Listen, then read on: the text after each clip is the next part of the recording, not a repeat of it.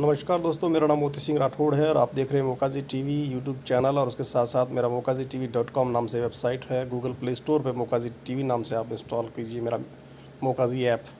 दोस्तों, आज हम जिस विषय के ऊपर बात कर रहे हैं वो विषय है उत्तराखंड और हिमाचल प्रदेश और पहाड़ी क्षेत्रों जम्मू इनमें आता बाढ़ और फ्लड के साथ साथ वहाँ पर लैंडस्लाइडिंग।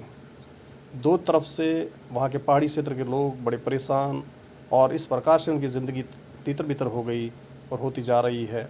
पहला फ्लड आया था 2013 के आसपास, जब केदारनाथ की पूरी घाटी उजड़ चुकी थी और टूरिस्ट जो है वो काफ़ी लंबे समय तक बाधित रहा। हाल ही में मैं 16-17 जून को जब मनाली गया था 2023 में, तो बहुत सुनहरा मौसम था, बहुत सुनहरा वातावरण था। किसने कल्पना की थी कि कुछ समय बाद मनाली का वो आलू ग्राउंड उजड़ जाएगा।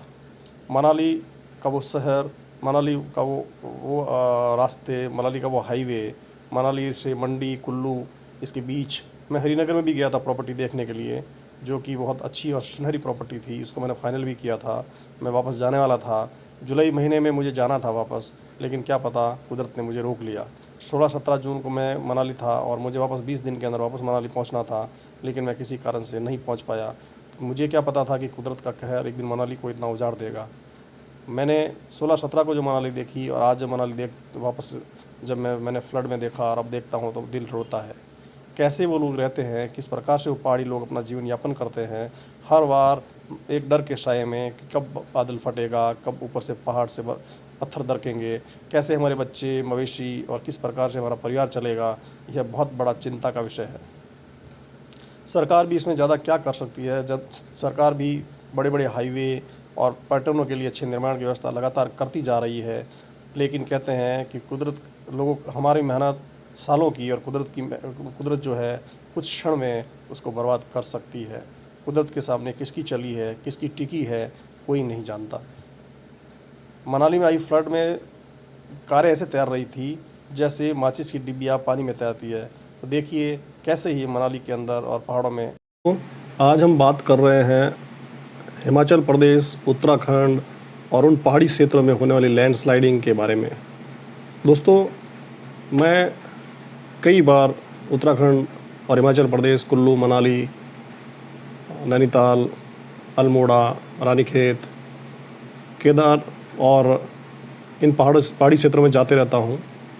देखने में बहुत सुहाना क्षेत्र लगता है, दूर से बहुत पहाड़ सुहाने लगते हैं, लेकिन आप यदि उन पहाड़ों में रात निकालेंगे, कई दिन रहेंगे, तो आपको पता लगेगा कि इन पहाड़ों की ज़िंदगी कितनी कठोर है, कितनी कठिन है।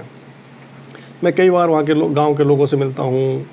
मनाली में मैं कई लोगों को जानता हूँ। रुद्रप्रयाग, केदार रास्ते पर, शिमला, अल्मोड़ा, नैनीताल, कर्णप्रयाग, बद्रीनाथ, यह वो स्थान है, ये पूरा एरिया आ गया जो पहाड़ों से सुशोभित है। और गगनचुंबी पहाड़ी चोटियों के बीच बर्फ़ से ढके पहाड़ बहुत सुंदर लगते हैं। और यहाँ के पहाड़ी लोग जो है, पहाड़ी जीवन बड़ा सुंदर है, बड़ा सुहाना है। और यहाँ के लोग बहुत सीधे साधे, बहुत सादगी भरे हैं। लेकिन क्या पता कुदरत की क्या नज़र लगी कि लगातार कई सालों से पहाड़ जो है दरक रहे हैं।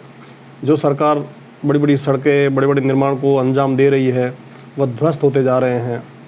पहाड़ी लोग जिनके पास ज़्यादा ज़मीनें नहीं हैं, जो अपना जीवन यापन सिर्फ छोटी मोटी खेतीबाड़ी से करके, और जिनके लिए एक सपना बनकर आया टूरिज़्म का एक इंडस्ट्री, और उनको लगा कि अब हम जो है हमारे बच्चों के सपने पूरे कर सकते हैं, अब हमारे बच्चों के सपनों के लिए हम बहुत कुछ कर सकते हैं। और धीरे धीरे टूरिस्ट जो है इन पहाड़ों में बढ़ने लगा, टूरिज़्म इसी तरह डेवलप होने लगे। और केदार, शिमला, मनाली, ऋषिकेश, देहरादून और अल्मोड़ा, रानीखेत, नैनीताल से लेकर के नीम करोली बाबा के आश्रम, और पीछे कर्णप्रयाग, रुद्रप्रयाग और बद्रीनाथ, गंगोत्री, यमुनोत्री में जो है लगातार शिमला, और यहाँ पे पूरा टूरिज़्म जो है बहुत बड़ी मात्रा में हर साल जाता है। वैसे तो गर्मियों में मई जून के टाइम में, अप्रैल मई जून मार्च के टाइम में तो काफ़ी ठीक रहता है, लेकिन जैसे जैसे जुलाई और जून आना शुरू होता है, यहाँ पर बारिश का दौर बढ़ जाता है। बारिश में यहाँ का जीवन बड़ा अस्त व्यस्त है। मुझे अभी भी याद है जब मैं 16-17 जून को मनाली गया था और मनाली के थोड़ा आगे निकलने पर रोहतांग से पहले ऊपर चढ़ाई के अंदर एक चाय की दुकान है, वहाँ मैं बैठे चाय पी रहा था और वहाँ का जो परिवार था उसको देखकर मैंने उस चाय वाले से बात की।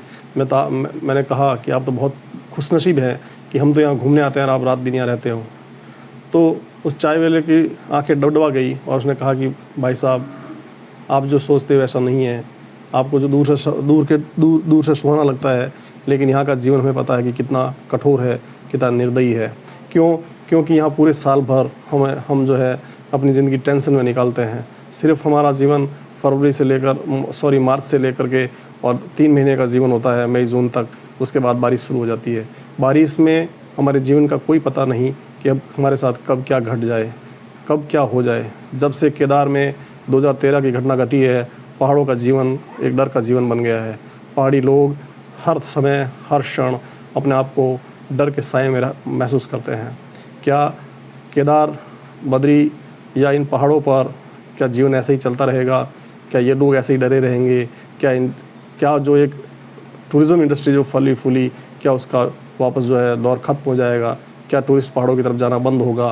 क्या इन पहाड़ों के लोगों का जीवन यापन का ज़रिया मुश्किल हालात में चला जाएगा?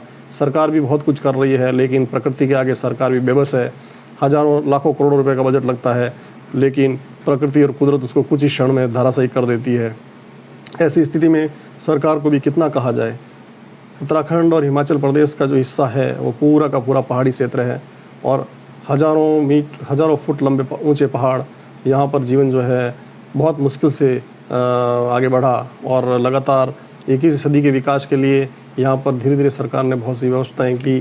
धीरे धीरे सरकार यहाँ पर बहुत कुछ योजना बना रही है, लेकिन अब जो है यह हिमाचल और यह उत्तराखंड के जो पहाड़ हैं वह जब से लैंडस्लाइडिंग शुरू हुई है, कारण लैंडस्लाइडिंग का जब मैंने पढ़ा, जो जाना और मैंने कई विशेषज्ञों से जो राय ली, सलाह ली, बातचीत की, उसमें ये पाया कि लगातार होती बारिश से वहाँ के पहाड़ों की ज़मीन जो है वो लगातार पानी से जो है एक उसके अंदर नमी बन जाती है और धीरे धीरे ज़मीन ढीली पड़ने से और धीरे धीरे ज़मीन गीली होने से पहाड़ जो है, ज़्यादातर पहाड़ जो है वो खिसकना शुरू हो जाता है, क्योंकि पानी के रिसाव के कारण धीरे धीरे पहाड़ों के अंदर की जो मिट्टी है वह धीरे धीरे जो है पानी को स्टोर करने के कारण दरकने की स्थिति में आ जाती है।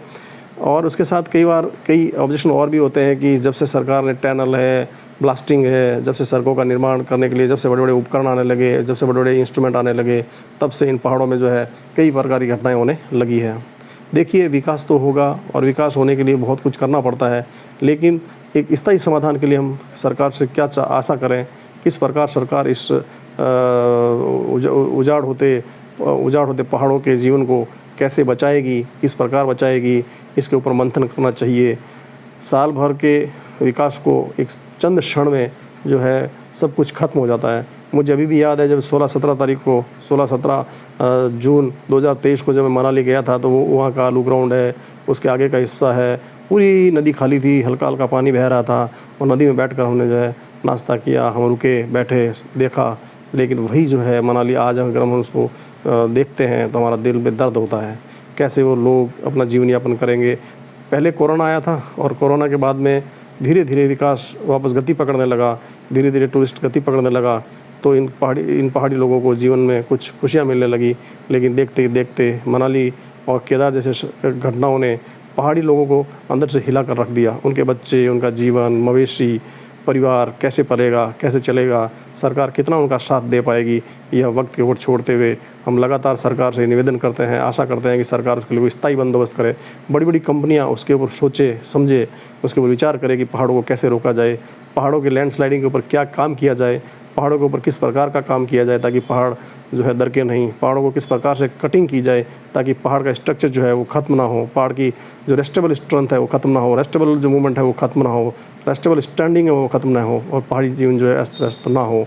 मैं मोती सिंह राठौड़, मौकाज़ी टीवी के तहत एडिटर चीफ मौकाज़ी टीवी, जो मेरा यूट्यूब चैनल है, मेरी मीडिया वेबसाइट है, ऑनलाइन वेबसाइट है और सभी सोशल मीडिया पेजेस के ऊपर मैं ये घोषणा और ये वीडियो डालूँगा और सरकार की तरफ संज्ञा नज़र पेश करने के लिए कोशिश करूँगा कि कैसे भी करके हमारा एक स्वर्ग है, धरती का जो स्वर्ग है, जम्मू से लेकर के उत्तराखंड का पूरा हिस्सा, हिमाचल और ये पूरा हिस्सा जो है उसको महफूज किया जाए। जम्मू हाईवे के ऊपर भी अभी हाल ही के दिनों में बहुत बड़ी लैंडस्लाइडिंग से जम्मू हाईवे भी अस्त व्यस्त हो गया। तो मेरी मोती सिंह राठौड़ की तरफ से एक छोटी सी रिपोर्ट है उन पहाड़ी मेरे दोस्तों, मेरे भाइयों, मेरे बहनों के लिए कि उनका जीवन अस्त व्यस्त ना हो, वह बेहतर ज़िंदगी जिए और भगवान ने जो उनको कुदरत में एक बहुत बड़ा रहने का जो एक मौका दिया है उसको वो आराम से जिए, अपने परिवार बच्चों के साथ जिए। अपने परिवार बच्चों के साथ वो आराम से अपना खेती बाड़ी और मवेशियों के साथ अपना उद्योग धंधा करे और सदैव हिमाचल प्रदेश और उत्तराखंड फले फूले, यह मेरी आशा है। मैं सरकार से हाथ जोड़कर करबद्ध निवेदन करता हूं कि इसके ऊपर गौर करें। यदि वीडियो अच्छा लगे इसको शेयर कीजिए, लाइक कीजिए, ज़्यादा से ज़्यादा लोगों तक पहुँचाइए ताकि मेरी आवाज़ लोगों तक पहुँचे, सरकार तक पहुँचे। जय हिंद।